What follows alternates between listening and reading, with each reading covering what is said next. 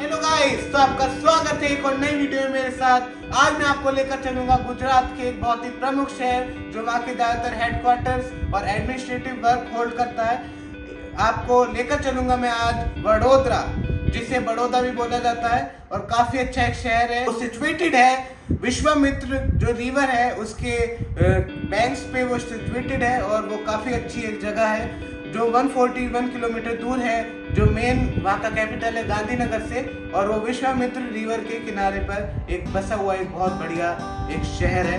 और वो बनवाया गया था दूधिया राजपूतों के द्वारा, जो उनका शासन था उसमें वो शहर बनवाया गया था। उसे चंड नावती भी बोला जाता है और काफी अच्छा एक शहर है। और उस समय उसे वीर क्षेत्र बोला जाता था, जो जिसका मतलब नॉर्मली होता है योद्धाओं की भूमि। जो काफी अच्छा एक वहाँ मतलब एक ऐसे माना जाता था कि वहाँ पर ज्यादातर जो लड़ाके होते थे वो वहाँ रहा करते थे और काफी अच्छा एक जगह थी उस समय और उसकी काफी मान्यता थी। और अगर आप वडोदरा जाते हैं तो आप एक दिन या कुछ समय आप स्टैच्यू ऑफ यूनिटी के लिए भी निकाल सकते हैं। दुनिया की सबसे बड़ी एक स्टैच्यू है, उसके लिए भी आप वो समय निकाल सकते हैं। स्टैच्यू ऑफ यूनिटी जो वहाँ से आपको 2 घंटे 5 मिनट का वहाँ से समय लगेगा, जो 90 किलोमीटर दूर है। और सुबह वो खुल जाती है लगभग 8 बजे से और शाम को बंद होती है 6 बजे। और वो ट्यूसडे से संडे खुलती है और मंडे को वो बंद रहती है। और काफ़ी अच्छी एक जगह है। वहाँ पर लेजर लाइट शो भी होता है 7:30 शाम को। और जैसे मैंने आपको बताया मंडे में बंद रहती है क्योंकि कभी कभी उसका मेंटेनेंस वर्क हो जाता है, तो उसकी कारण वो बंद रहती है और काफ़ी अच्छी एक जगह है। तो फिर ये सब आपको एक नॉर्मल में डिटेल दे दिया, आप यहाँ जा सकते हैं। तो आप मेन अगर आप वडोदरा में घूमना चाहते हैं, ज़्यादा दूर नहीं जाना चाहते क्योंकि स्टैच्यू ऑफ यूनिटी 90 किलोमीटर दूर है, तो आप अगर नहीं जाना चाहते हैं, ट्रैवल नहीं करना चाहते हो, तो फिर सबसे पहले वडोदरा में जो आपको मेन डेस्टिनेशन देखने के लिए है वो है लक्ष्मी विलास पैलेस। सिंपली अगर भाषा में बोले वो एक महल है और काफ़ी अच्छी एक जगह है जो बिल्ड करवाया गया था मराठा फैमिली महाराजा सयाजी राव के द्वारा। और सयाजी राव गायकवाड़ थर्ड के द्वारा बनवाया गया था 1890 में। तो उसकी जो लागत लगी थी, जो कॉस्ट लगी थी, वो उस समय पर 27 लाख रुपए लगी थी। इस समय में 27 लाख इतनी बड़ी अमाउंट नहीं समझते लोग, लेकिन उस समय में वो काफ़ी ज़्यादा होती थी। आप लगभग समझ लीजिए वो 80 करोड़ या 100 करोड़ के आसपास उस समय होती थी और काफ़ी बड़ी वो रकम थी उस समय।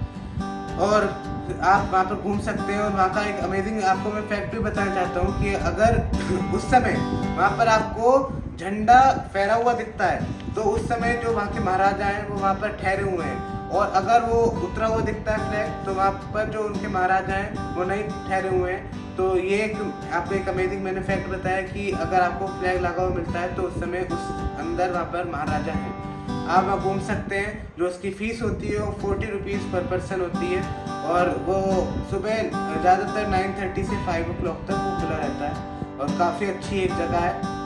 आप वहाँ आराम से घूम सकते हैं, फोटोग्राफी कर सकते हैं। वहाँ से बहुत अच्छे अच्छे व्यू आते हैं क्योंकि एक बहुत अच्छा वो पैलेस है। आप थोड़ा दूर से व्यू लेंगे तो पूरा पैलेस आप कैप्चर कर पाएंगे और काफ़ी अच्छी आपको एक प्लेस मिलेगी घूमने के लिए। उसके बाद फिर आप जाइए सयाजी बाग जू, जो काफ़ी अच्छी जगह है। उसके अंदर आपको बड़ौदा म्यूजियम आर्ट गैलरी भी सिचुएटेड है।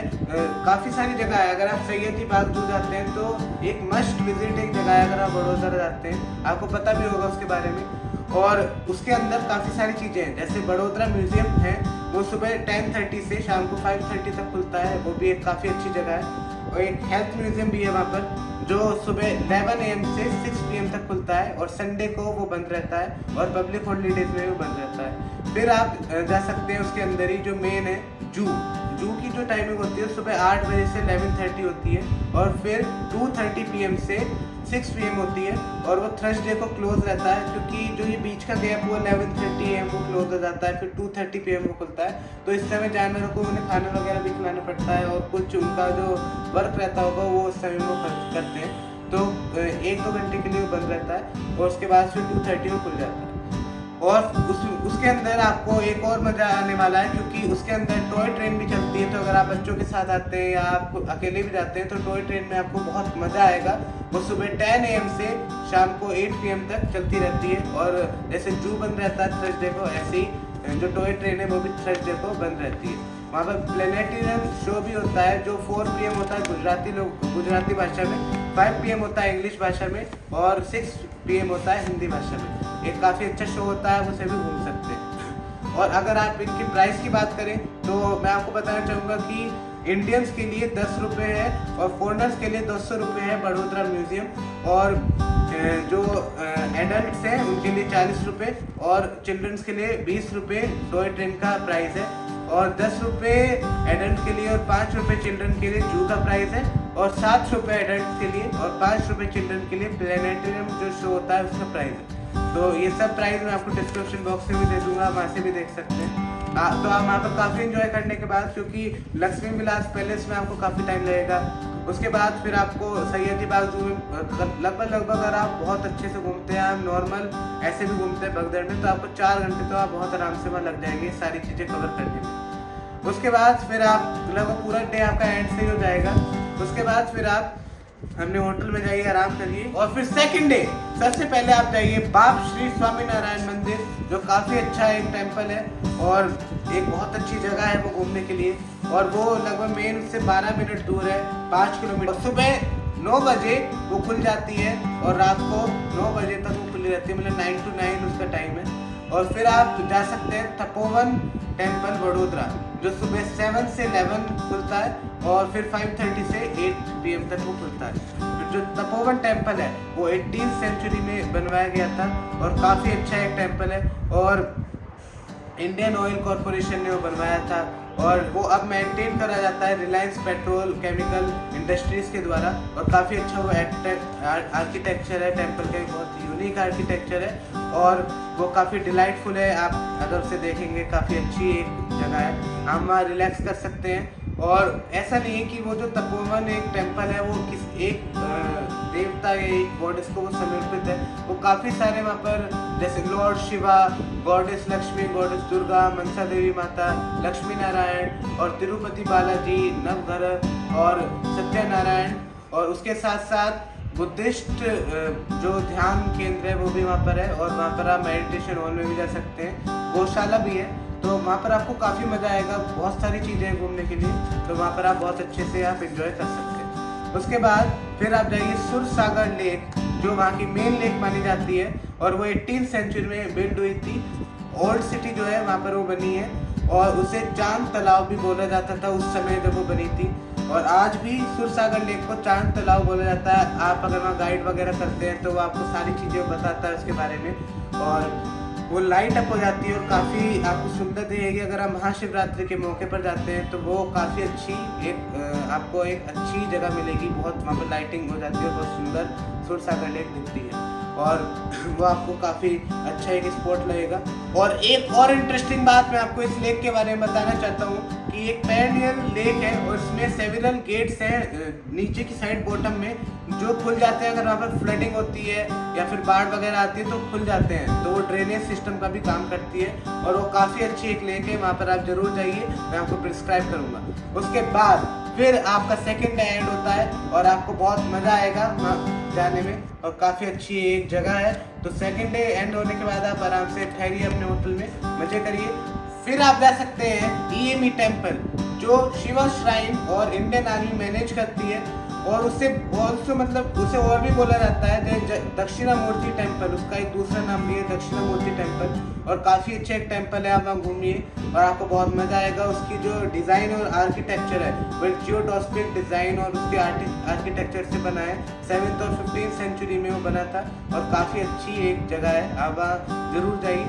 उसके बाद फिर आप जा सकते हैं मकरमुल्ला पैलेस, जो काफ़ी अच्छा एक पैलेस है और वो बनवाया गया था 1870 में और वो सर्व करता है समर पैलेस, जो मतलब रॉयल फैमिली गर्मियों में आकर वहाँ रुक जाती है, जो गायकवाड़ के द्वारा बनवाया गया था।